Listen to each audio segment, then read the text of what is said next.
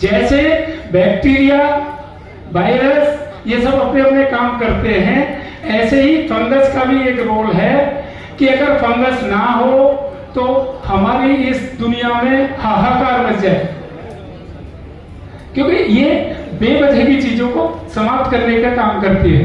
लेकिन इसमें एक मित्र फंगस है, कितने लोग जानते हैं? नाम बता सकते हैं उसका? हाँ जी सर, कोई भी साथी ऐसा नहीं जो नाम बता दे? हाँ जी सर।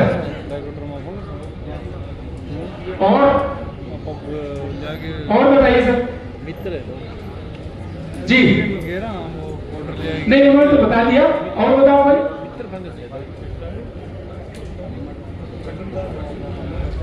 एक फंगस होती है माइक्रोजर्मा।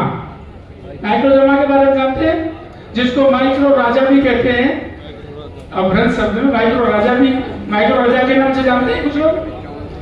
कहीं YouTube पे किसी पे गलती से पढ़ लिया हो, इसका मतलब YouTube यूज नहीं करते लोग। हाँ जी सर।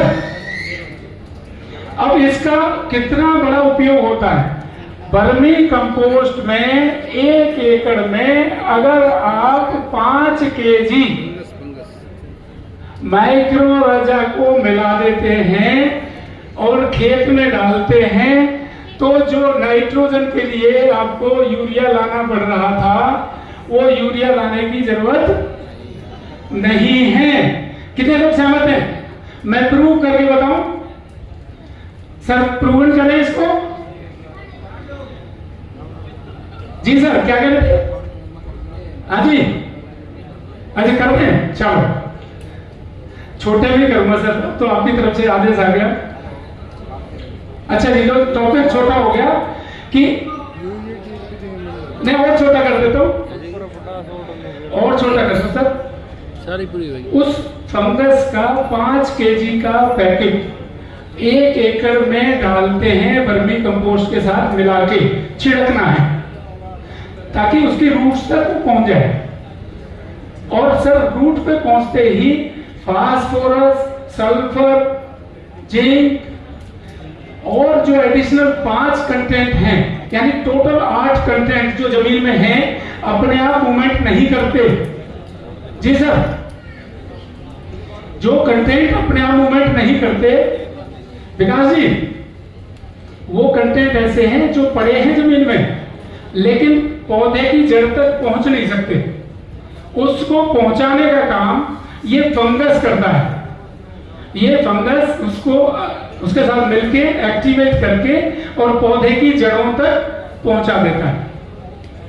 जी सर, सर समझ पा रहे? वर्मी कंपोस्ट के साथ उसको मिलाओ, छिड़क दो, उसके साथ वो अपना काम शुरू कर देता है।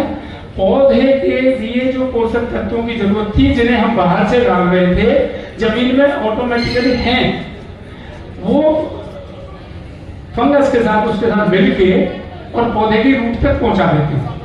ठीक है सर। दूसरी बात, नाइट्रोजन पे जो चर्चा कर रहे थे हम, इसको 3 मिनट में फ्री करते हैं, टॉपिक बहुत लंबा हो जाएगा। सर 78% नाइट्रोजन वातावरण में है। अगर आपकी जमीन का पीएच लेवल 6.5 है और 0.5 कार्बन लेवल या उससे ऊपर है, तो वातावरण से नाइट्रोजन को पौधे अवशोषित कर लेंगे, यानी अलग से नाइट्रोजन की आपको डालने की जरूरत नहीं पड़ेगी।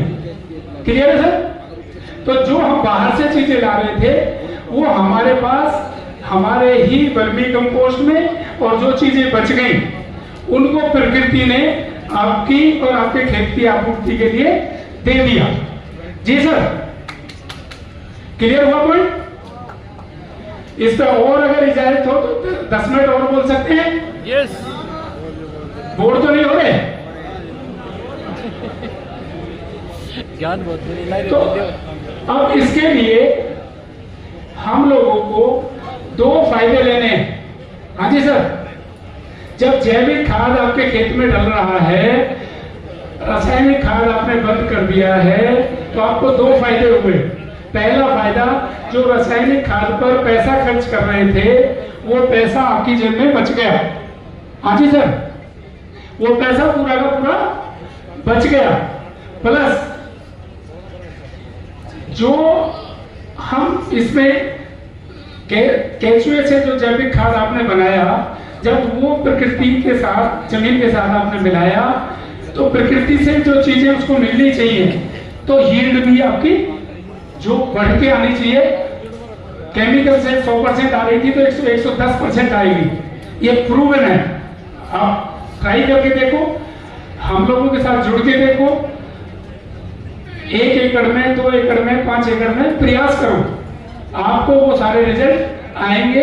और जो हमारा मिथ है, जो किसानों में मिथ है कि हमारी यील्ड घट जाएगी, वो नहीं घटेगी। ऐसा हम आपको आश्वस्त कर रहे हैं कि प्रोडक्शन में कोई कमी नहीं आएगी।